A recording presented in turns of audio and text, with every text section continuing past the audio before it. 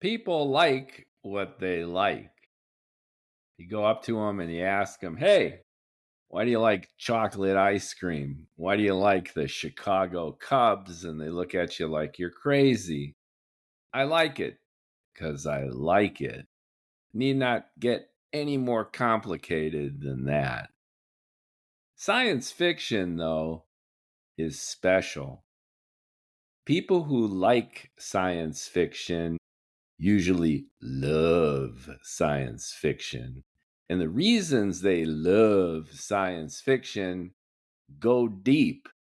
And I think it's worthwhile to dive in there and figure it out. Hello and welcome to the Science Fiction Factory. I'm your host, Mookie Spitz. And in this episode, we are going to check out the 10 reasons people love science fiction.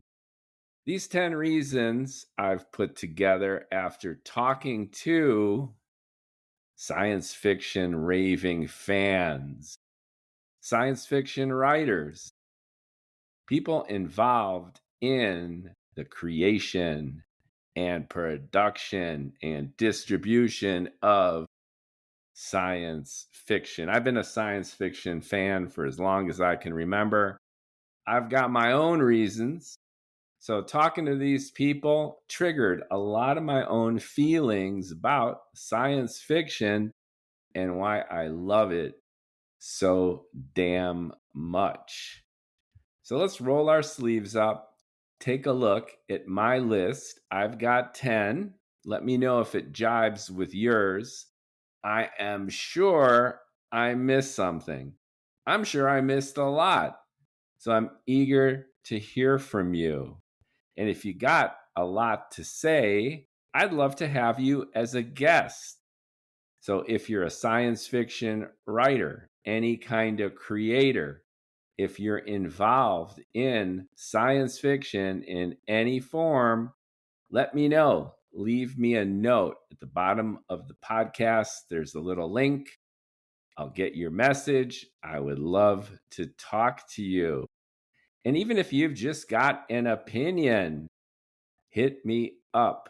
I want to hear about it because I know my list is incomplete and we all love science fiction so much that adding to this list just makes it so much more fun. Talk about science fiction and get into it. So here's mine. Number one, people love aliens. Aliens are that big unknown. Aliens are, in ways, an extension of ourselves. They hold mystery, they hold magic, all sorts of aliens, good, bad, and ugly, and we'll get into that. But this whole idea of curiosity about the unknown and aliens lurking out there, visiting, we might go out there and encounter them. But that, in and of itself, drives so much of the fascination and adoration of science fiction. The next one is playing God. Science fiction lets us create worlds, create beings, create situations, and puts us in a position of power. Oftentimes, we got to deal with the consequences. That's part of the drama. But this idea of enabling us to control, we're like the chess master, whether we're writing it, reading it, watching it, making it. Science fiction puts the universe at our feet, and we can't wait to dive in swimming, see what happens. Science fiction is subversive. We get to disguise some of our beliefs, some of our fears in the adventures of the characters, action in distant worlds. Science fiction is allegorical. Science fiction tells stories more about us and our society than this fictional universe that we're creating. And because it's science fiction and the universe, the multiverse is our oyster, we can embellish our fears and fantasies through the lens of our ideology. So, science fiction lets us get away with telling stories in ways that we might not be able to do with other genres. We also worship technology. Sometimes we just get into the tech for the sake of the tech. Sometimes that gets in the way of storytelling, but this aesthetic passion, this fetishization of technology is front and center. We think sci-fi is beautiful. Even if it's a dystopian landscape, we're just in awe at how cool the sets are, how cool the worlds are that we create, and how utterly fascinating and engaging the fictional but still realistic enough to be believable technology is in good and great science fiction storytelling. We also want to belong. We build a tribe of shared science fiction raging fans. Usually we're a little weird, right? We're kind of geeky at heart. That's the science part. We love storytelling and creativity. That's the fiction part. And we're, just to speak for myself, we're outsiders. We're looking in on society while everyone's doing their thing. We question where we're at, why we're here, and science fiction helps provide at least some answers, or at least some ideas about what the answers could be. Now science fiction's taken off. If you look at the top 100 grossing films, science fiction fantasy, are like 70, 80% of these top films. So clearly it resonates for the general public.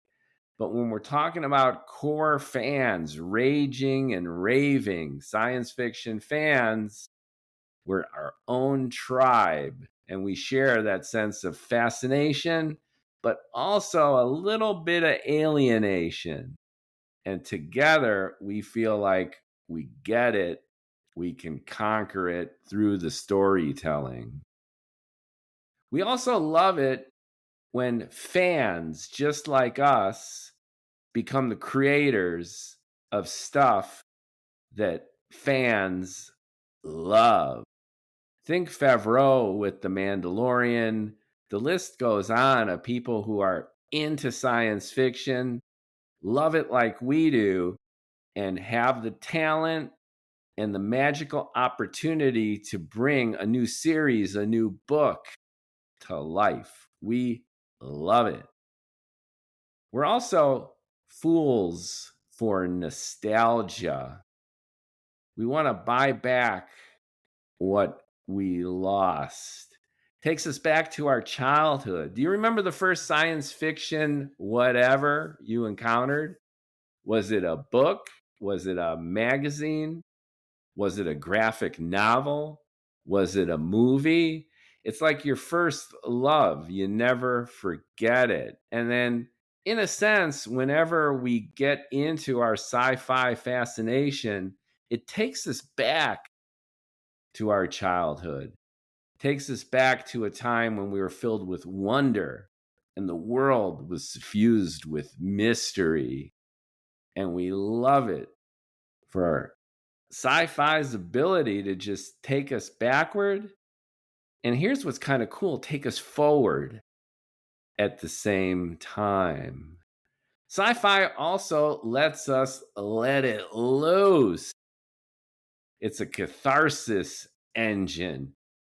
Sci-fi can be as big and as wild. It could even be as violent and as intense as we want and even tolerate.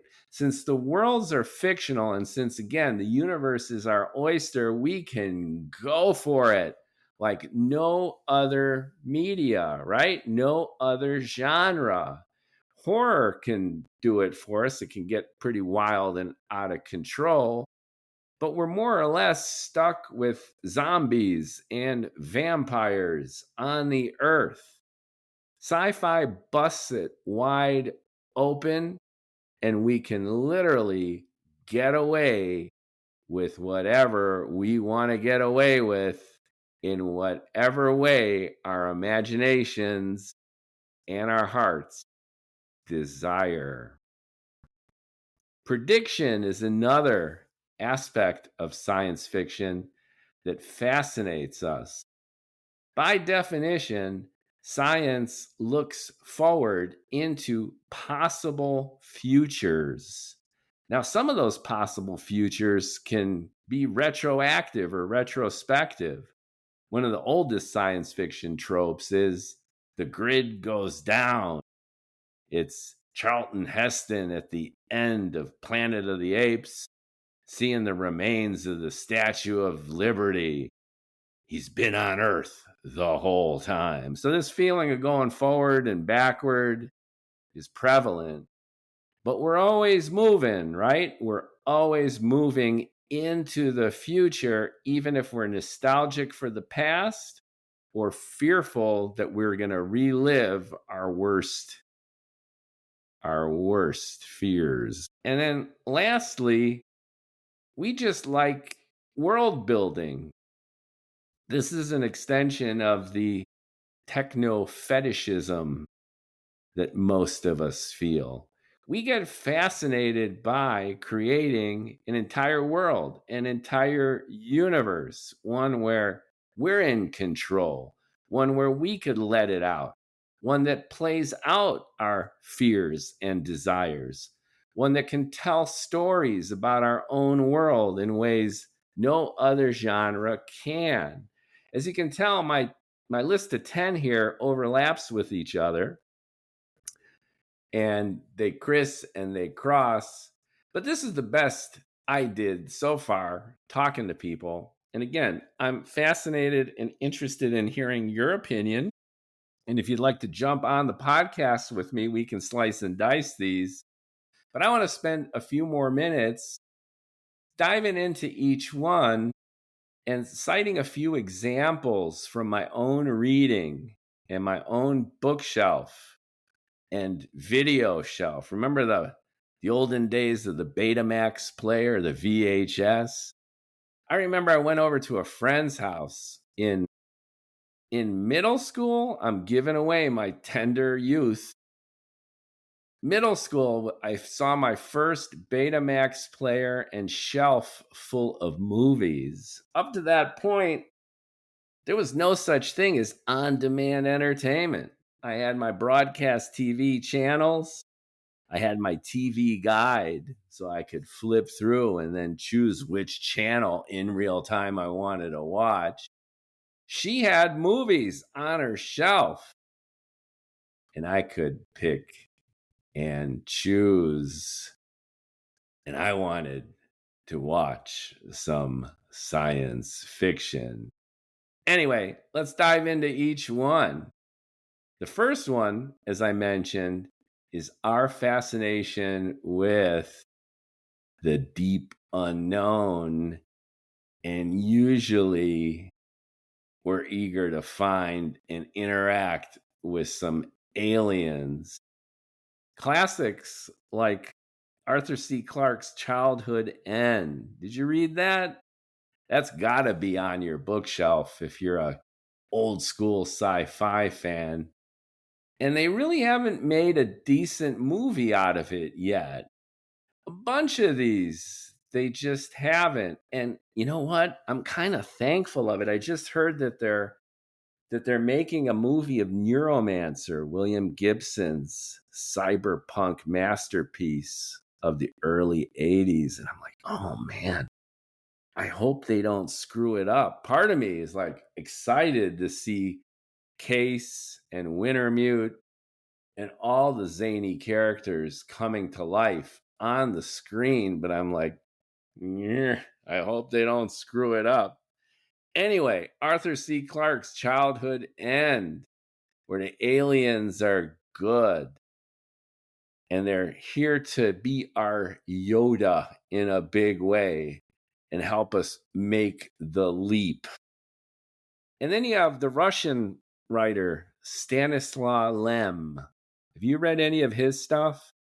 His book Solaris from the early 60s, I think. It's kind of creepy and surreal. This guy wrote absurdist kind of books. You can't really tell whether he's laughing with you or at you, but a lot of his ideas, like Philip K. Dick, were way out there, but really, really cool and cutting edge. And I know they made several movies of Solaris. He's Russian, and I think the Russians have done it, and they're kind of weird art films. If you're into that, check it out. And I do recommend Stanislav Lem, especially his short stories, where he had conscious robots. He infused it with philosophical dilemmas. He's kind of like a sci-fi Jorge Luis Borges, if you've ever read him, the Argentinian short story writer. Wasn't really science fiction, more like meta philosophy. So stuff to think deeply about with really cool characters and setups. And then this reminds me of the obvious Alien Contact movie. Contact, remember? It's a book by Carl Sagan, who had the Cosmos TV show. He was a real astrophysicist at Cornell University. He was the billions and billions guy. And he wrote a novel which became a super duper bestseller. And then they turned it into a movie with Jodie Foster. And it was essentially it, our first contact with an extraterrestrial civilization. And that leads us to Steven Spielberg, Close Encounters of the Third Kind, which really elevated this contact alien fascination. And I think Spielberg's movie really hit home because he did a masterful job of making it and keeping it real. Just like in Jaws, you don't see the shark until 3/4 of the way through the movie. And I was reading that was because they had a shark and the shark sucked so bad. It was this gigantic plastic shark that looked fake. So he couldn't even show it if he wanted to. But like the movie Alien, Ridley Scott's Alien, that goes nice and slow and steady and creates a mood, Spielberg was great with his science fiction where he took everyday life and then he infused it with amazing shit. And the two contrasted each other real well. And when the aliens finally do show up, and this was pre-CGI kind of action, then you're doubly, triply fascinated because you're already vested in the characters, the family, the situation. And even if the logic of it didn't make that much sense, like, why is this guy, building the mountain with mashed potatoes? And why are the aliens communicating with the humans in this kind of loopy way? But you don't really care because it's very human, it's very emotional. And then when the aliens do show up, you're like, wow. And that took science fiction to a whole new level. And he embodied a great way of telling a great science fiction story, which is grounding it in reality. Maybe part of the problem with a writer like Lem, who, as I was talking about earlier, Solaris is just out there from the first page to the last. And it's got poetic moments. But there isn't that delta, that differential between everyday life and fantastic, literally out of this world kind of stuff. You don't need that, but I think it works. And I think Spielberg nailed it in Close Encounters. And you see that again in Arrival. Remember that movie from 10 years ago? How could you not? I think it actually won an Oscar. A science fiction movie won an Oscar. And I got to do a true confession. I really didn't like Arrival. I took so much shit for not liking Arrival. I just saw a bunch of talking trees and all this bullshit about language, and the ending to me seemed beyond contrived. And you can tell I'm kind of a critical asshole when it comes to movies, especially science fiction movies. And I'm also the kind of guy who loves to hate and rant about movies that I hate and love to rant about. So I remember seeing it, jumping up while the credits were still rolling, and announcing pretty much to friends and family and my kids how much that movie sucked. And boy, did I pay for it.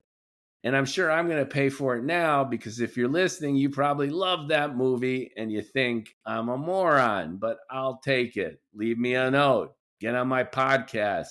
Defend Arrival.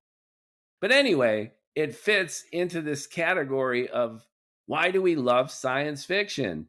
We love it because it helps us explore the unknown, often through the lens of alien contact. There's a part of us, almost instinctive, where aliens are like the ultimate stranger, if you think about it. And we have this commonality with all humans, and this idea that there could be a sentient creature with their own language, religion, ideas, technology, and they're not of this earth. And yet, just like in Arrival, I get it, see? We're able to figure out how to make a connection, communicate with them, and that shows us that there's a universal truth, right? If these tree people can evolve on a different world surrounding a different star light years away, then what about our own similarities and differences? Clearly, we can communicate with each other. And I know what you're going to say. That's what the ending that you're criticizing was all about, you moron. I get it. I still hated that movie, but I appreciate it. And through the lens of this alien contact, I think I get what's going on with why science fiction fans love science fiction, and they particularly love this kind of alien contact. All right, let's go to my number 2. After taking notes, talking to you fine people, it lets us play God. Now, this goes all the way back to Frankenstein, Mary Shelley's book from the early 19th century. And there's been endless variations of this. Have you just seen, what's that movie that won the Oscar with Emma Stone in it? She was like a female, she was like a female Frankenstein. It was Poor Things. Poor Things is Frankenstein all over again, but from a very female perspective. I love that movie. If you're throwing tomatoes at me for throwing tomatoes at Arrival, you can go ahead and throw whatever you want at me, but I love that movie, Poor Things. And I would even put that in a category of science fiction, right? In this Frankenstein, in this playing God category, where we play God and then we get burned. That's the trope here, which is we overextend ourselves. But there's a lot of variations of this. You've got, Heinlein's classic Stranger in a Strange Land, which is kind of like that. But the characters discover their divinity and their holiness by being an outsider. And is this playing God? A little bit, because godlike stuff happens in the book.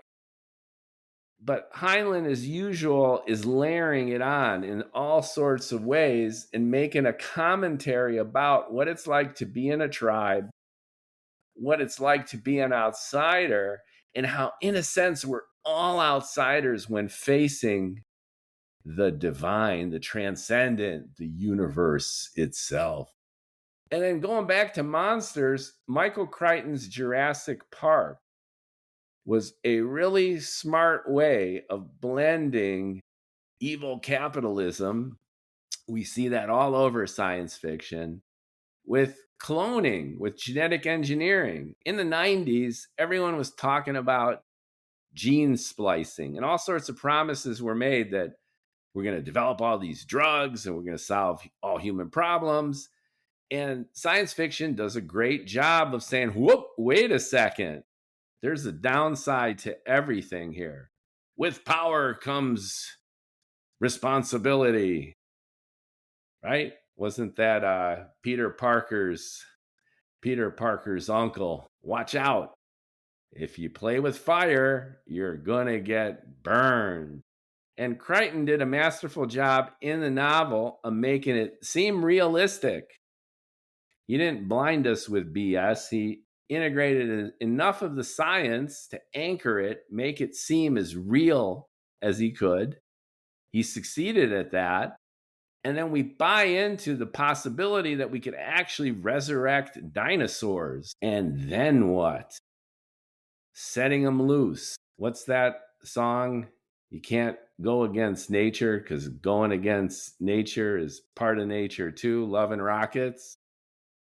Well, all hell broke loose, of course, and we loved it. Then consider Garland's Ex Machina, which was basically the sexy robot, in a sense, a sex bot, who was used to lure in the hapless victim. You had the mad genius, who's like Dr. Frankenstein in the new contemporary incarnation, played with the idea of AI well before AI was as cool and as freaky and as disruptive as it is right now, and played with the idea of empowering our creation and at the same time abusing and using that creation with results that the doctor deserved. I loved it in that movie where she basically chooses her outfit, including her skin, dresses all nice, locks the hapless victim after killing the doctor in the facility, and choppers on out into the world. The Frankenstein beast has been released. And here you got an interesting combination, now that I think about it, between the classic Frankenstein monster and the Poor Things Emma Stone creation and AI. Sci-fi does a great job of blending and mixing and matching because, again, the universe is our oyster. We love this stuff. And then you got Blade Runner, the first one, and then the remake. Now, the remake took a lot of heat, and I can see why. But if you're a raging and raving science fiction fan, like I believe you are, I bet you liked Blade Runner 2049. Just from an art direction and thematic point of view, they nailed that world. And we'll talk about world creation as I believe my reason number 10 that everyone loves sci-fi, or at least we do. The world creation of Blade Runner 2049 was phenomenal. They nailed it. And you could nitpick about the pacing and the story all you want. And you can even call it, and I think it would be accurate, that it was an art house or college movie version of a Blade Runner sequel with a budget of $200 million. And you'll be right. But as a science fiction fan, I was all over it. Not to mention the source material, Harrison Ford as the Blade Runner slash maybe replicant. You get all the answers in the sequel, and then more questions, of course. But what a great adaptation of many great adaptations of Philip K. Dick's books. If you've read Philip K. Dick, and I hope you have, speaking of science fiction authors, the best comment I've ever heard about Philip K. Dick, and then you could take me to task on this too, is from Kurt Vonnegut, who created the character Kilgore Trout, who was this weirdo author. And I don't think he was necessarily riffing off Philip K. Dick, but he used that archetype of the writer, especially the science fiction writer, who had amazing ideas, but his writing often sucked. And I know you're now hating me if you're a big Philip K. Dick fan. But here I am. I'm a critic, and I'm just sharing my opinions about what I love about science fiction. And don't get me wrong, I love Philip K. Dick. His ideas were amazing. They're so amazing that they keep making major motion pictures from his books. They're adaptations. Consider Scanner Darkly. Wow, I love that movie. That was a rotoscoped David Linkletter movie with Robert Downey Jr. and basically every A-list actor from, when did that come out? Like 15 years ago? I love that movie. And there's a long list of Philip K. Dick movies that have been adapted. What was it? The Spielberg one. It'll come to me in a second. Minority Report. Minority Report, another great Philip K. Dick book made into a movie. So who am I to complain about Philip K. Dick? But I'm just using Philip K. Dick as an example of a guy with amazing ideas. And frankly, sometimes I'm reading his books and I'm like, what the actual F, buddy? But we'll cover that in another podcast. Suffice to say that Blade Runner, do electric sheep, do dreams, do robotic sheep have, do electric sheep have electric dreams? Something like that, right? Was the original title. In and of itself, just great. A lot of differences between the book and the movie. But Philip K. Dick rocked. And then one of his essential themes was this one: playing God and dealing with the consequences. Let's keep going. Are you taking notes? Are you into it? I am having fun. I can go all day. I know you got things to do, but I will dive into the use of science fiction to channel otherwise dangerous ideas, ideologies, political forces into stories that become allegorical, metaphorical, representative of what's on the author's mind, channeling into things that resonate for the science fiction audience that go well beyond just what lurks on the surface of the story and the characters. Star Trek, the original series. I love Star Trek. I saw the reruns on Channel 9, WGN TV, Chicago. I would rush home to catch Star Trek reruns. I lived for my Star Trek reruns. And I didn't notice 95% of what was going on. There were conversations about race relations, about capitalism, about imperial conquest. The list goes on about the themes The contemporary themes that were covered masterfully in Star Trek. Star Trek used science fiction as a vehicle for expressing opinion. And now it's gotten sketchy in our polarized anti woke DEI climate. And this podcast is apolitical. So I'm not going to focus on one side or another. But what's important to note, and is screamingly obvious, I'm sure, to you, is that science fiction is almost never apolitical.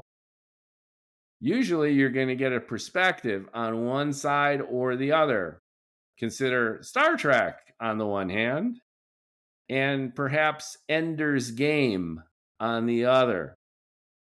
Are we all for big government, the Federation, operating from a point of view of the prime directive, let live and let live, empower and support, and don't interfere?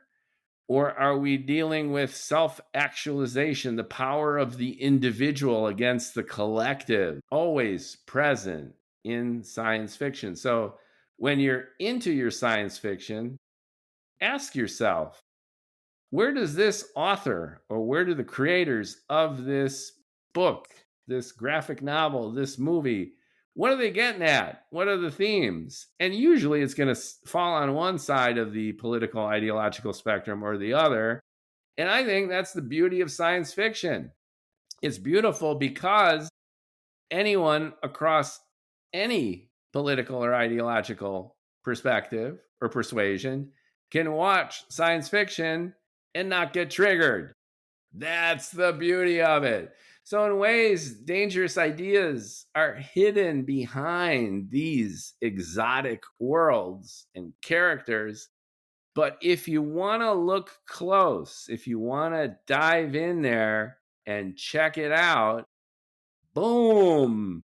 If the science fiction is good, particularly good, great. That's one of the themes of this podcast. Dive in and see what is the secret sauce of great science fiction. And I would say that it's got deep meaning in all sorts of ways, in ways that usually make people uncomfortable. But if it's done well, it's not going to trigger anybody. And at the same time, it's going to reinforce opinions and values, and hopefully engender some constructive conversations through critical thinking. Think about Atwood's Handmaid's Tale from the mid-'80s. That's going wild. What happens when America returns to being a fundamentalist theocracy? That's one of the greatest aspects of science fiction, and it's able to do it masterfully because of its freedom and its expansiveness. In logic, it's called the counterfactual conditional. What if? What if there's a federation and the prime directive is there and we're exploring the galaxy, but there are enemies and conflicts, and we're human, all too human after all? Star Trek, Ray Bradbury's Fahrenheit 451. What happens in a society? What if censorship becomes a way of life? How does that impact personal freedom and thinking? What if an alien spaceship packed with a bunch of incapacitated shrimp-looking aliens hovers above Johannesburg, South Africa? Fascinating commentary on apartheid. The black people and the white people in District 9 from about 15 years ago, they get along fine. Why? Because they've discovered a common enemy, the prawns. Aliens unite humanity in ways nothing else could, because at least the person you once hated has 2 arms and 2 legs, more or less looks like you. Fascinating stuff. And I love science fiction for being able to bring this out and bring it to life. My number 4 here in my notes: science fiction fetishizes technology. I don't know about you, but I love that stuff. One of the most amazing aspects of Iron Man, when I heard that Robert Downey Jr. was cast as Iron Man, I was like, WTF. That's the most ridiculous casting call I have ever heard. And as it turns out, that was one of the best casting calls in cinematic history. He was perfect. He starts being a likable asshole, and he ends being an even more likable asshole because he picks up just a little bit of empathy and compassion, but not too much to change his character. Tony Stark is an asshole, but we love him for it. And that's integral to the story. It's integral to the arc of not only his character, but what it means to reinvent yourself, staying true to one's nature. Those are the themes, or part of them. But what really sold the movie over the top was the brilliant use of CGI.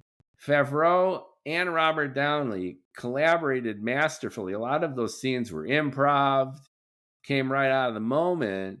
But the post-production CGI and then the gadgetry and gimmickry from an art direction point of view are just phenomenal. And there's something about body armor. It's simultaneously medieval. You think about the knights of the round table with all the clunking and the heaviness. There's a little bit of Monty Python in there too. And then you transpose it and project it into the future with these amazing alloys, the arc fusion technology to power it, and then the levity, the freedom of being able to have your body wrapped up like a medieval knight and haul ass supersonic. Wonderful, masterful, just so cool. And it's wrapped back up and on into Tony Stark's character. Just as an aside, I love Tony Stark too, the way he was depicted, because he's not only an asshole, but he's a genius in that multifaceted way. So not only is he a math wonderkind, but he's an inventor. He's a tinkerer. He's working on his hot rod, and then he's working on his suit. And he acquires this technology through almost dying as a result of his own greed for selling armaments without even the thought of its consequences. Tony Stark grows a pair, and he actually grows a heart too. He is like the Cowardly Lion in Oz in his own way. And that made for a great movie. But the point I'm focusing on here, after all that, is the fetishization of the technology in the action hero science fiction series, which is second to none. We see that a lot in Captain America. And throughout all the multiverse movies, the Avengers have cool tech. That floating aircraft carrier that makes no frickin' sense at all. Tony Stark's swank digs, the home base, Sam Jackson's office. Goes on and on and on. It's a motif. It's a style. And it's fetishized. It's kind of sexy. And we'll get to that in a second, too. And Tron Ares just came out. Now, I haven't seen it. The critics have been panning it that the story is dumb, the characters are cardboard cutouts, but no one seems to care because everyone goes for the spectacle of it. And this time, surprise, surprise, spoiler alert, instead of humans going into the digital world comes out into the real world. So it's a virtual augmented reality festival of lots of bright reds and oranges, swirling colors and streaks, and you don't even have to be in a K-hole to enjoy this thing, apparently. But again, it harkens back to how much we as science fiction fans love technology for technology's sake. And that goes all the way back to like the late 20s with Metropolis, that movie with the robots, with the Art Deco. This was Chrysler building kind of style with the geometric forms, the minimalism. That kind of stylistic decadence is just so beautiful. And it's, again, worshiping the tech as a demonstration of human ingenuity infused with its own aesthetic. Great, great stuff. Really the heart of science fiction. Next up is science fiction as being part of a tribe. I was just at Comic-Con, LA Comic-Con, a few weeks ago, and I was in a booth with my fellow author, Ingrid Moon, and I'm going to have her on the podcast soon too. And we split a table. We were at a corner booth on the main floor.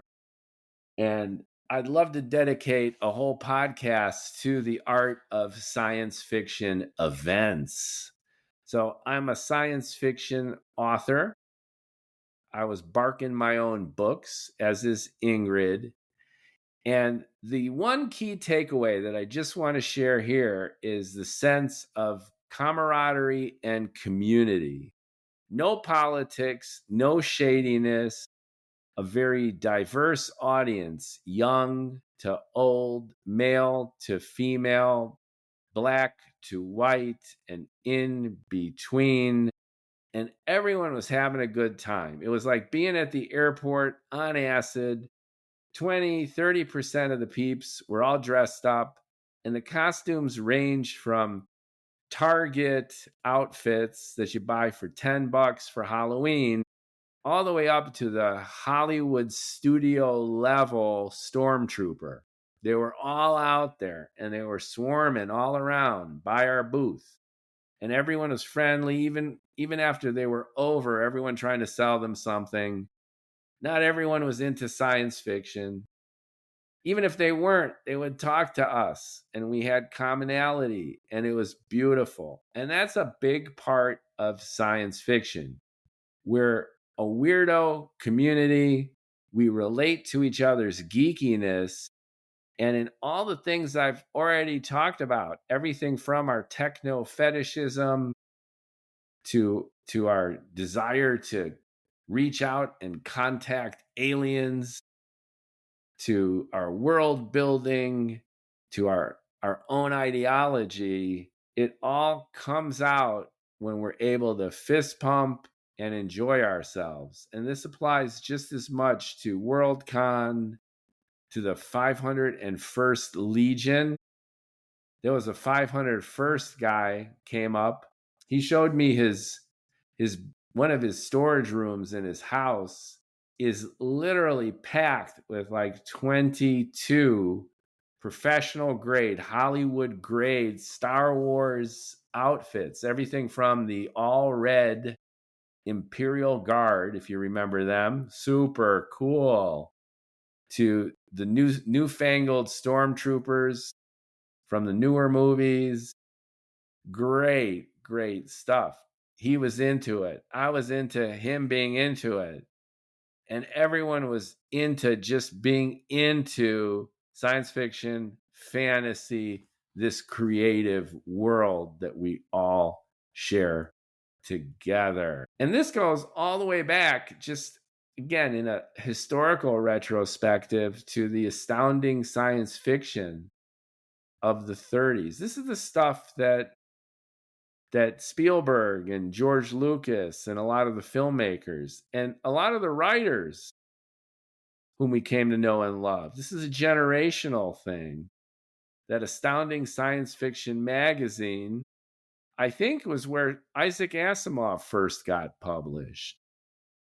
And that became the bellwether of not only science fiction publishing, but the attitude, the sense of community, where it created early fan networks of sci-fi aficionados coming together and sharing their experiences and delighting in the co-creation of the content that would burgeon into some of the biggest big screen movies and entertainments that we experience to this day. And talking about events, go to Disneyland. I was marveling with a friend that Walt Disney himself, if you bring him back, ghost of Walt Disney walking Disneyland street 2025, he would go nuts seeing the Mickey and Minnie ride.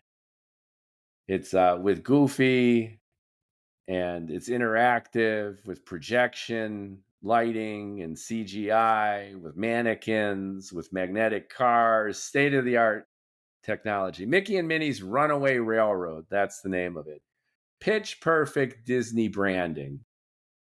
Just a Walt Disney boner all the way. The guy would just go nuts. Like bringing back the ghost of Leonardo da Vinci to an airport, or showing Nietzsche, Friedrich Nietzsche, the history of Germany in the 20th century. That's the equivalent of Walt's freak out seeing Mickey and Minnie's Runaway Railroad. But then you take him over to the Star Wars park, and he's probably like, what the actual F? What does this have to do with anything that I've created? But then you settle Walt down a little bit. You get him a churro, and then it'll start to diffuse into his sensibility out of sheer osmosis, and it'll make sense. It's state-of-the-art fantasy, science fiction. It's of a quality and of an emotional resonance and a popularity that fits the Star Wars brand seamlessly into the line extension that is Mickey and Minnie and Pluto and the rest of them. It makes all the sense in the world. And the reason I'm going off on this now is because, again, it's an event.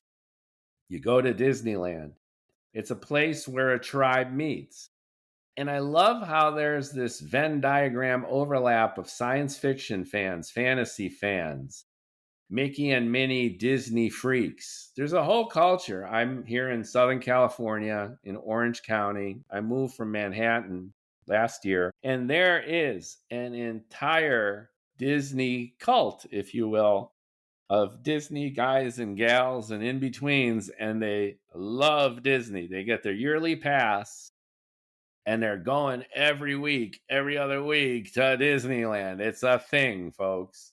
And it reminds me of Comic-Con. It reminds me of Worldcon. It reminds me of these gatherings of like-minded people who celebrate themselves and their weirdness, and science fiction is integrated centrally to all of this good stuff in ways, I think, the granddaddies of science fiction, everyone from the Heinleins to the Asimovs, even the William Gibsons would have been like, really? It's like a cultural thing? It's like a business juggernaut? It's a franchise laid into a franchise? And yes, yes, yes, that shows you how far science fiction's gone, what it means to us as raving fans, but how it's percolated into the general population in ways that the founding fathers and mothers and sisters and brothers and everyone never even would have conceived of. And that's a great segue into the fans becoming the creators. George Lucas, when he was in film school, I think he was in the film school at San Diego. Is that right? Or UCLA? One of the film schools here in Southern California. He met and in a sense worked with. He became the Luke to the Yoda of Francis Ford Coppola. And he did a science fiction movie. His student film was THX 1138. Fans will remember. I saw the pilot that he did in college, and then I, of course, saw the full length movie with Robert Duvall, which was on TV when I grew up. And George Lucas was a fan of science fiction, and science fiction was near and dear to his heart. And he saw Stanley Kubrick's 2001: A Space Odyssey, and he goes, wow, I want to do that.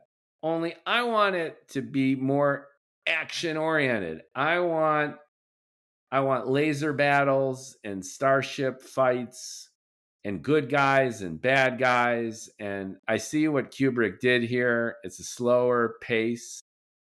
It's an art film, so to speak. It's deep in its philosophical intent, layered symbolism. It's wild. It's brilliant. It's awesome. Woody Allen hated that movie until he figured it out and he confessed to loving it. Woody Allen, of all people. Anyway, 2001: A Space Odyssey was awesome, but George Lucas wanted to rev it up. That became his goal. So he did THX 1138. It didn't quite do as well as he had hoped. It kind of flopped, but it was still out there. It was on TV, as I mentioned. And it made him enough money to make another movie. And then he took a little sojourn into his high school years as a hot rodder. George Lucas was an out-of-control hot rodder who wrapped his hot rod around a tree. And apparently his safety belt broke. He was hurled out of the windshield, and that actually saved his life. He was wearing a safety belt, and the safety belt broke. If that safety belt wouldn't have broken, then the totaling of the car hitting the tree, he would have been in one of the rare instances, relatively rare, when wearing your seatbelt kills you. So he's all smashed up and in the hospital. He realizes that by the grace of the Force or whomever, he was saved. And his life was a mess, and he vowed to turn it around, and he got focused. But that whole experience became American Graffiti.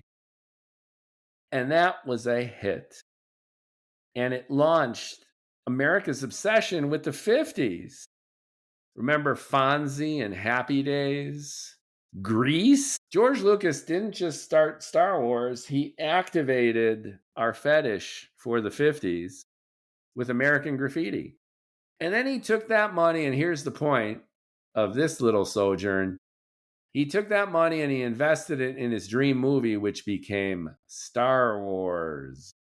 So you have a science fiction fan doing whatever he can to make the sci-fi movie of his dreams, and the rest is history. Not only science fiction history, but movie making, Hollywood, creative, Disney, everything history.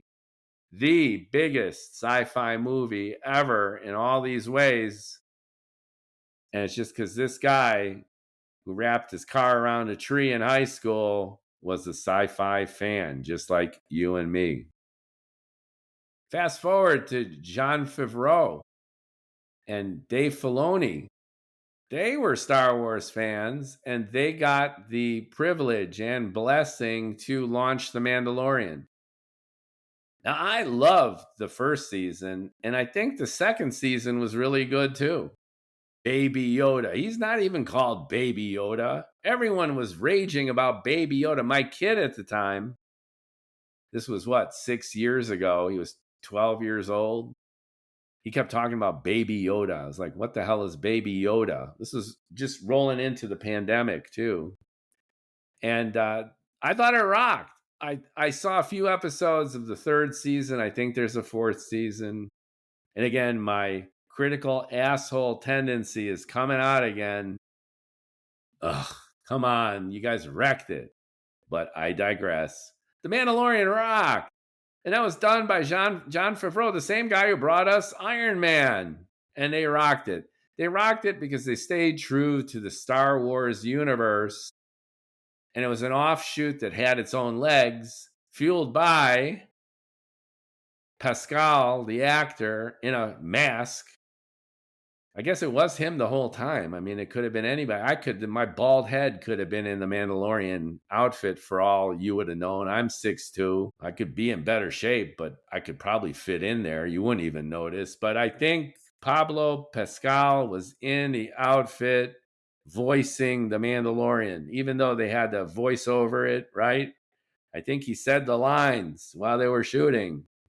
Anyway, The Mandalorian, at least the first two seasons, rocked. And it's another example of you, of me, of everyone loving science fiction, getting an opportunity to turn our creativity into the next generation of great science fiction. And then you got like Neil Gaiman. I know Neil Gaiman got Me Too'd, and that sucks. But Sandman, get out of here. Louis C.K. got Me too, and I don't know or think, or I just don't even want to comment on the relative severity of artists being Me Too'd. Especially these days, it's very, very confusing. But Michael Jackson, he had great music. Was he who he seems to have been? Where do you draw the line between the human, all too human person and artistic genius? And if the human, all too human person proves to be reprehensible, as we all are, frankly, and not to create false equivalence here, but we all do things that if it became public, people would wonder what you're doing and why. And I'm not, again, creating any kind of false equivalence between allegations or illegalities or line crossing. I'm merely saying that Neil Gaiman's Sandman constitutes, to me, science fiction as well as fantasy, and it's a classic. And then you got like Butler and Jemison and a whole host of authors who love science fiction. Neil Gaiman was buddies with Douglas Adams when Douglas Adams was still doing a radio show called Hitchhiker's Guide to the Galaxy. Talk about humor in science fiction. Now that I go through my list, I didn't even put humor. So let's make a note of humor. My bad. Anyway, let's also talk about fan fiction and modding and VR representations. These are huge industries now. And I know that the companies like, again, like Disney, they got an army of lawyers trying to shut you down if you do a fan fiction book and you're making any money from it. Same rules apply to Harry Potter and the rest of them. But I just think this is a huge homage from people like us. And it crosses the boundary between creativity and execution, between amateur and professional. And if the internet has taught us anything at all, then that boundary is very, very diffuse. It used to be opaque. You were a professional writer or you weren't. But now everyone's writing, everyone's a content creator. Go on TikTok, and some of the, frankly, the shittiest videos with the worst production. You got people just screaming at the camera with tens of thousands, hundreds of thousands of views and likes. I love it. I think it's a democratization of knowledge, of digital, of power. Anyone can be a creator, and I think everyone should be a creator because everyone is a creator, especially geeks like us, science fiction fans. I hinted at this earlier. This is my number 7 on my, I got one of those little flashcards here, where I like took some notes, and I can't even read my own writing. So if you see me kind of stuttering and stalling here, I'm trying to figure out what the hell I wrote. But anyway, number 7, it's about reverting to our childhood. I think I was intimating this earlier of moving backward and forward at the same time. E.T., talk about Spielberg again. That did this in a way that's twofold. It's an old movie. E.T. is from the early 80s, if I remember. And I remember just the line was around the block. This was Star Wars came out in 77, and that was the beginning of the Hollywood blockbuster. And they had Indiana Jones, and then you had E.T. It was like these guys were on fire commercially. And a lot of this was sci-fi. So you had, Close Encounters, and then you had E.T. And the bounce from Close Encounters to E.T. is great because E.T., they're just these typical aliens. They're tall and skinny, and they got the big egg head with the big cat eyes. Okay. So Spielberg made the move. I think he ripped the IP, or at least he bought the idea. And this is a whole separate thread here. Didn't really give credit to the sci-fi writer with the idea of ET, but all right, whatever. ET, extraterrestrial. So there's a lot going on here with childhood. So the little girl who first interacts with the alien is young. And then we were young if you saw this movie in the theater or saw it for the first time. And for many of us, this was our first exposure to this kind of alien contact movie in a contemporary setting. We all saw the cat-eyed aliens before, flying saucers, creature from the Black Lagoon, all this bullshit, right? But E.T. made the extraterrestrial have a personality. And here's the other thing. It's like a house of mirrors. E.T. was like a kid. Even though E.T. was maybe like Yoda, who knows what the backstory is. It's like the creature's 800 years old and a star traveler. And apparently, I think, reading some of the backstory, he was he or she or them was this horticulturalist checking out plants because, they're a benign species, like the opposite of Independence Day, pretty much. So ETs are friendly aliens, and they look all wrinkly, and they're cute still, and they're childlike. That's the big takeaway here. And there's this sense in science fiction of returning to our childhoods.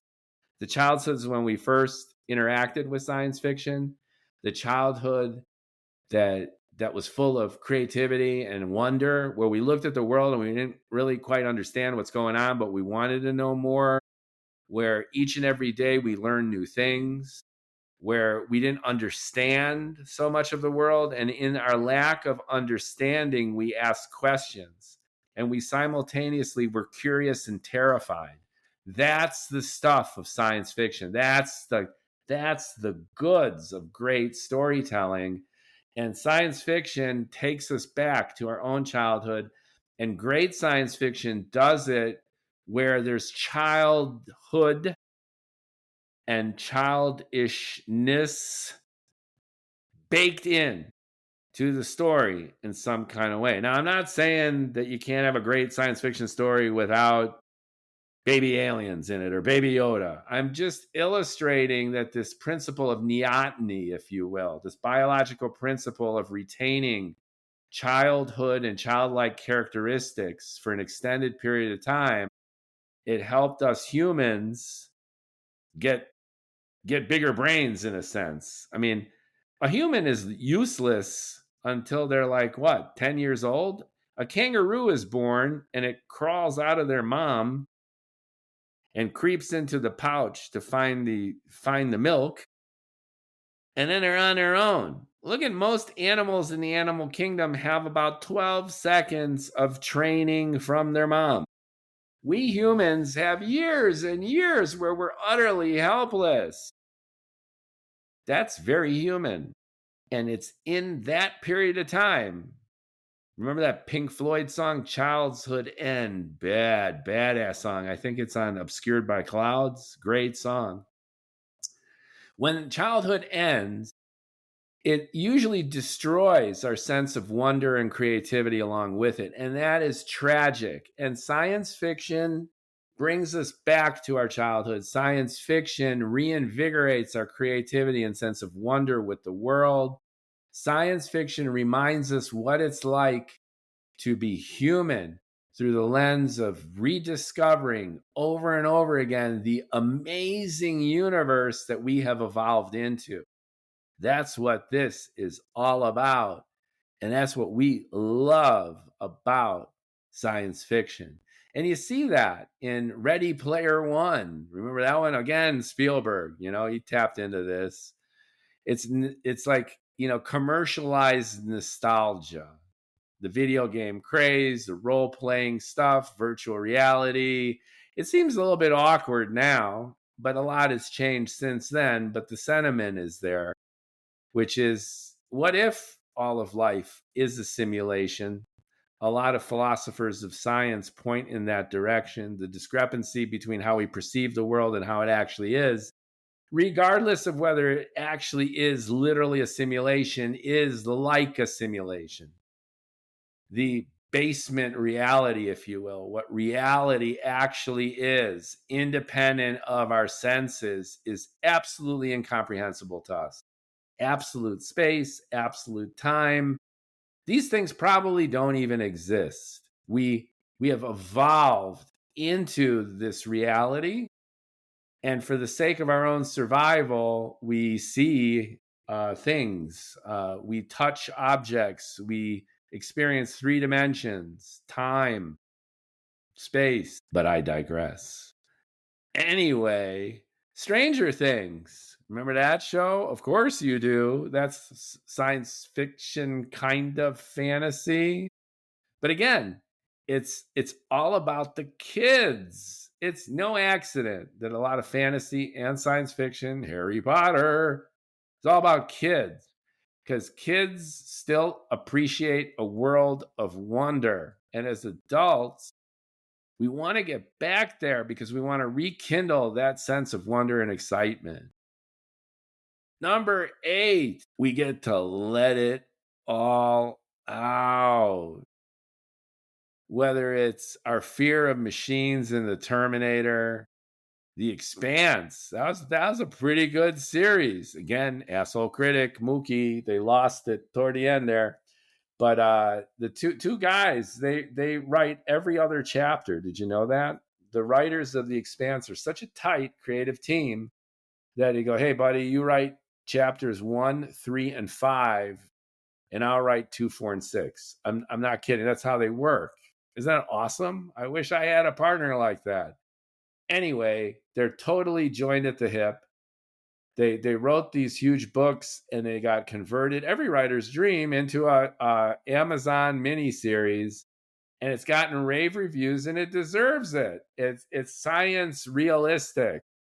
No sound in space. If you get shot in space, your blood turns into little globules, right? Very realistic. And like Stanley Kubrick, they use real science to make things even creepier. And that works. But anyway, The Expanse is, letting it all out. Class warfare, the people in the asteroids doing all the heavy lifting. Avengers, Endgame. It's like Armageddon, decimation, our fear of the future, all these things. Like this idea of like justice through the lens of an apocalypse, our boom, boom, boom.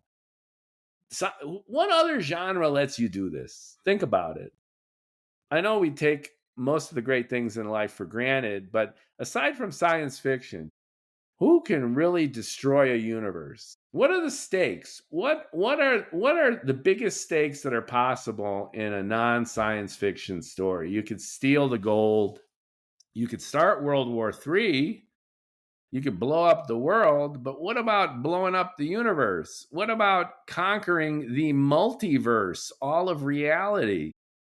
Only science fiction lets you roll your sleeves up and go totally nuts in whatever direction you want to. No limitations. The only limitations are your imagination is a certain degree of credulity, as I mentioned. Keep it real. Keep it real, writers. Don't just pull it out of your ass. Do your research. Be accurate if you can to what we know currently about science, because that makes your storytelling better across every category. Whether you're a techno fetishist, whether you're exploring exotic worlds, you're playing God, all that stuff is way more believable, and the drama is heightened and elaborated on in a much more convincing way if, as a writer, as a creator, as an artist, you do your research. Are you going to go full steampunk in space? Then all right, but the laws of nature don't change. There's no sound in a vacuum. If you're going to do an anti-gravity device, like there's gravity on your spaceship, then just remember that changes the entire technology. That's at the point of quantum gravity or something. If you can control gravity, you're literally, at least according to Einstein, bending space and time. So if you are going to fuck around with that stuff, then realize that you can't just put gravity on your spaceship and not address the issue later or in a more comprehensive kind of way. That's lazy writing. And that's the topic for another podcast. But for now, suffice to say, go wild, but do it with a little bit of self-control. Do it with research and knowledge as a creator. And as a fan, we get to take it all in. And again, the only limits are our imagination and the real world experiences that we then project onto the story to create, in an emergent kind of way, real and lasting drama. Number 9 on my flashcard here, and I dropped one, and I tried to pick it up, and I probably faded out and faded back. Anyway, predicting the future. We love to make predictions, and science and science fiction are designed for this, right? It's got science in it, so we ground ourselves in what's possible and what's being researched right now. You've got innovators and technologists who are bombarding us with their own predictions, everything from quantum computing to warp drives to why we haven't encountered aliens, the Fermi paradox. The James Webb Telescope is peering even further back in time. We got gargantuan galaxies and black holes really at the cusp of right after the Big Bang, only like a few 100 million years. They shouldn't be out there. So we are wrong. We are wrong about so much. My 2 cents, and I will digress here into science geekery. I think that the fundamental laws of nature, like the gravitational constant, the cosmological constant, and these dimensionless constants, there's 26 of them that make up our universe as scientists understand it right now. I think they were different in the early universe. And I see, well, why the hell not? I mean, this idea that the universe is isotropic, right? And isomorphic, that it's the same in every direction, both in look and in density, is bullshit. There's structures, there's enormous structures in the universe which are self-evident. Everything from walls of galaxies that are 10 billion light years across to different formations. Now, just because we haven't seen it yet or haven't really noticed doesn't mean that the universe doesn't have complexity at every scale. So I think that as you go back in time, the fundamental parameters of the universe were different. And that way we don't quite know exactly how old the universe is or how large even the visible universe is. So I just think we need to call into question a lot of things that we just take for granted right now. But the point I'm actually trying to make here is that that's what science does best, is we look into the distance and therefore look into the past. And then we look into the future with what we know now based on our knowledge and our models. And then we tweak things. Once again, it's the counterfactual conditional. What if the cosmological constant changes? What if the universe expands into a big rip or shrinks into a big crunch? What if someone can develop a time machine, H.G. Wells, going all the way back to the turn of the last century? What if society basically just blisses everyone out in order to control them? It's like Aldous Huxley was basically projecting the last quarter of the movie Wall-E. What if, there's a galactic foundation and math is power, Asimov's classic from the 50s? What if we could sense a crime happening before it takes place? Philip K. Dick, the Minority Report, that again, as Spielberg keeps coming up here. I have mixed feelings about Spielberg. To me, he's a little bit milquetoast and pop, but he definitely is, just based on my rant, a major science fiction director. I never thought of him that way, but he is. And I can't end this podcast without talking about Black Mirror on Netflix. I love it. And it's a dystopian science fiction. Talk about what if taken to extremes. What if social media washes into our everyday lives? What if a mom can track every move that their daughter makes? What if we can take a brain and put it into a machine? What if simulations help us determine our compatibility with our mates? Great initial assumptions played out with masterful storytelling. And again, it's predictive. What do we know now? What's the science? And let's put two and two together to extrapolate our own lived experiences to their logical, perhaps inevitable, and often shocking conclusions.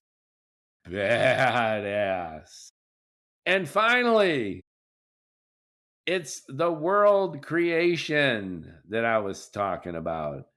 And here's the thing. This is complicated, especially for writers, because writers often fall into the trap of spending 98% of their time world building. They go to so much trouble to give funny names to things and create rules of a society and create all these exotic technologies, and then go into the climate and the weather patterns and topography of an alien world and blah, blah, blah, blah, blah. What the hell happened to the characters? That's where the fiction in science fiction needs to sing. I made this same mistake. I've been trying to write my own science fiction saga for quite some time, and I hated my initial drafts. And I won't go into my own creativity here, but I use this as an example of when world building gets out of control. World building is window dressing. Ernest Hemingway once said that, your story is good if you could take out the best lines and it's still entertaining. Science fiction is good as if you take out all the world building and it still and especially tells a compelling dramatic story. What is a story? A story is you got a hero or an anti-hero and they have a goal. The motivation of the hero and the goal of the hero and the obstacles getting in the way of the hero. And now I'm going to go full David Mamet here. If you're familiar with that playwright, he wrote an awesome book called On Directing Film, and I'm just revealing my own biases here. You got a hero or an anti-hero, you know exactly what they want. It's crystal clear what's getting in their way. And then you have him or her or they go for it. That's the story.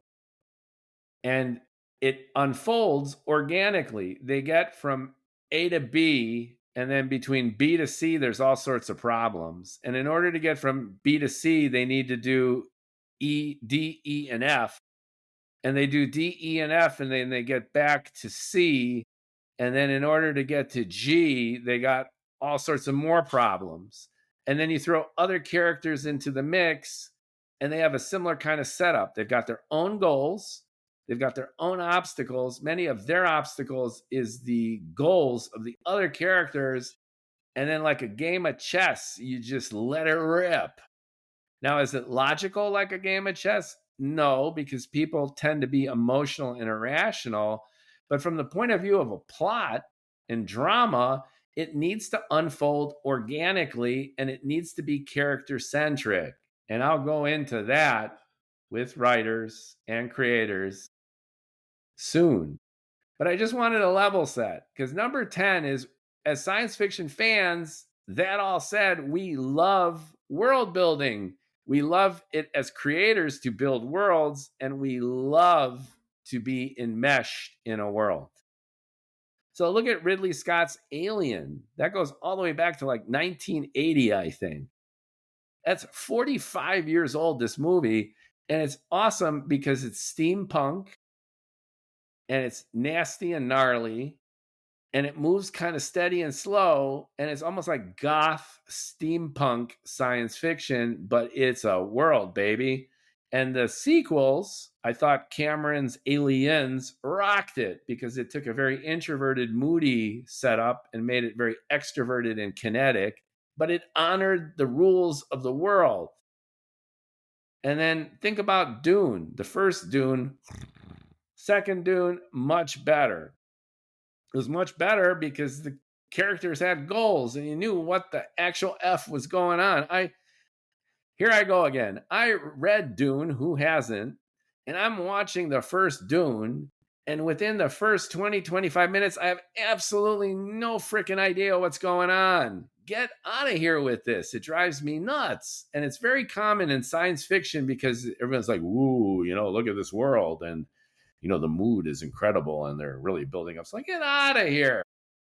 Go send me a note, argue with me. But anyway, I'm using this to illustrate the power of world building for good and ill.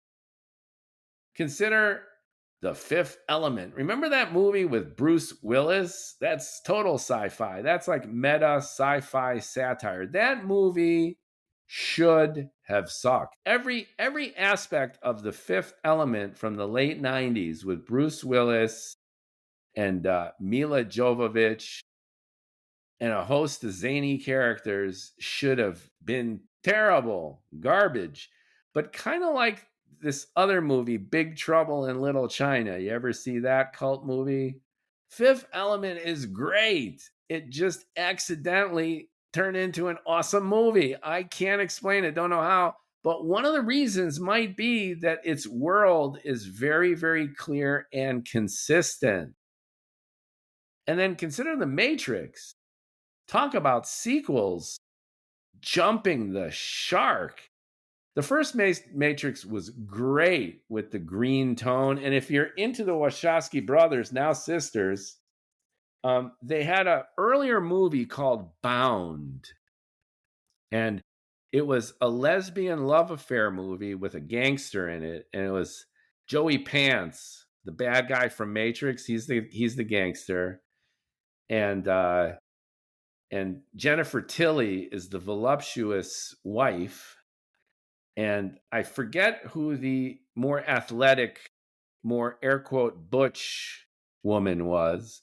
But anyway, the gangster finds them having an affair. And because they're lesbians, instead of killing her, he gives her like a few $1,000 in cash and tells her to leave. So that was kind of the quirky theme of Bound. But the reason I bring up Bound is that it was similarly shot in that green tone because apparently the human eye can see more gradations of green than any other tone. So it lends itself to a motif, which is cool. So if you want to see the origins of Matrix from an aesthetic point of view and even a world building point of view, go check out Bound. It has a lot of the same photographic effects too. So anyway, the Matrix rocked, at least the first one. And let me just go off for a second on why the sequels suck. The first Matrix, it was more tell than show. All right. It kind of did both, but it got away with it because Lawrence Fishburne was just so masterful as a narrator. So he explained a lot of shit, but we took it in because it was just so mesmerizing. And the world creation was unbelievable. The aesthetics, the art direction, we were in it to win it.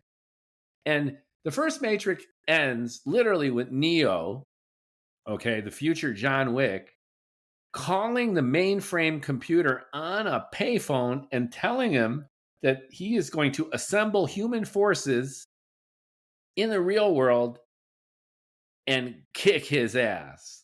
And then he flies out of the phone booth, and you're watching this and you're like, whoa, I can't wait for the sequel. So then we wait like a year or two or three for the sequel, and it was almost as bad as the Star Wars prequels, and for many of the same reasons. Why? Look, if Neo is laying it down to the mainframe, what we want is for Neo's promise to be immediately fulfilled. I wanted that sequence, the sequel to begin with the sequence where Neo is assembling the humans to go kick the ass of the mainframe. That's it. So once again, when I'm talking before, there's a hero and then there's obstacles. So the hero is Neo. Woohoo! And the obstacle is Agent Smith and the Matrix. And the goal is to kick the mainframe's ass. Just wind that up and go for it. We didn't want like this history lesson of Zion and these interdisciplinary and internecine quarrels between this group and that. Who gave a shit? It was the same nonsense with the Trade Federation and the colony and in Star Wars. I don't know why these writers ignore their own great advice that they followed to make their first movie or their first book so great, and then break all the rules that they clung to. It's the old alleged Picasso quote.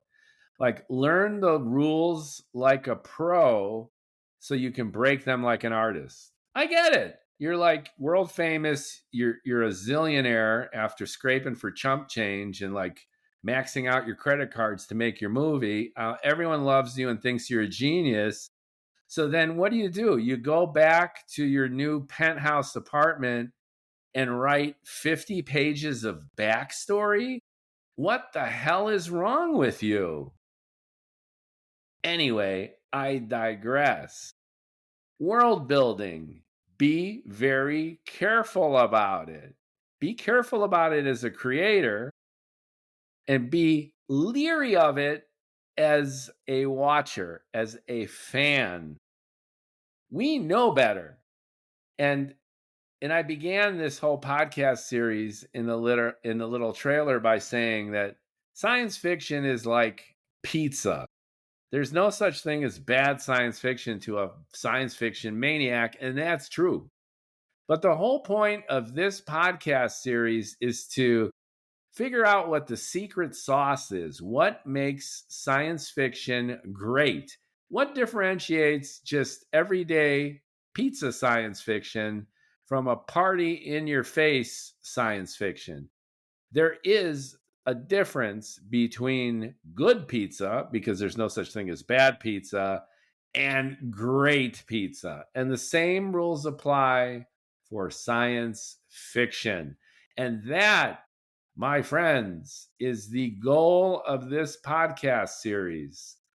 I am talking to science fiction writers and artists, producers, innovators, storytellers, world builders.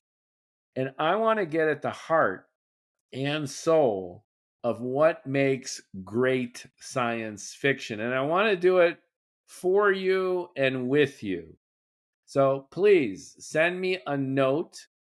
I'm also going to mention my email. I am Mookie Spitz, MOOKIESPITZ @gmail.com. And I might even be so bold as to just put it in the descriptor, which you don't do because the bots scrape it up and then they start spamming the shit out of you. But I'm Mookie Spitz, and there's a little link at the bottom here where you can contact me. I want to hear your opinion about what makes science fiction great. I went through the 10 things that we love about science fiction, which is aliens, which is being God, which is telling stories that could be political and triggerable and getting away with it because it's couched in all the science fiction lore, right? It's about being a techno fetishist. It's about joining a tribe and loving it.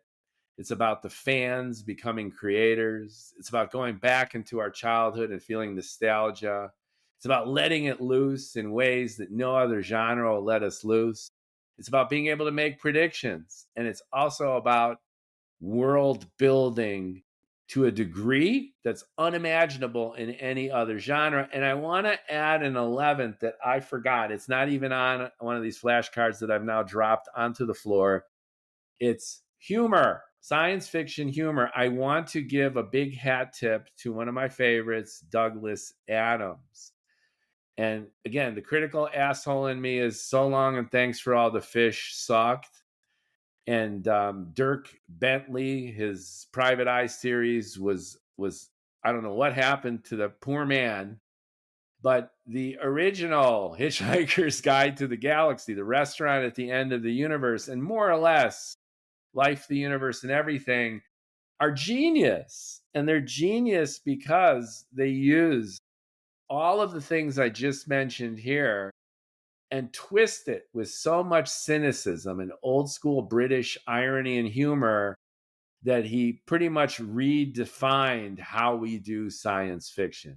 And that's another aspect of what I want to talk about, which is not only good and great, but what is genius science fiction? And who are the geniuses in science fiction who have taken us there, who've elevated the craft, and who have made it into something that is beyond the wildest imagination of people with wild imaginations who brought us the greatest output in science fiction for decades now. And I'm talking about the Asimovs, the Bradburys, the Heinleins, the Ursula Quinns. Let's talk female science fiction. And that's another aspect of science fiction that I want to delve into, which is those folks who have not had their voice heard.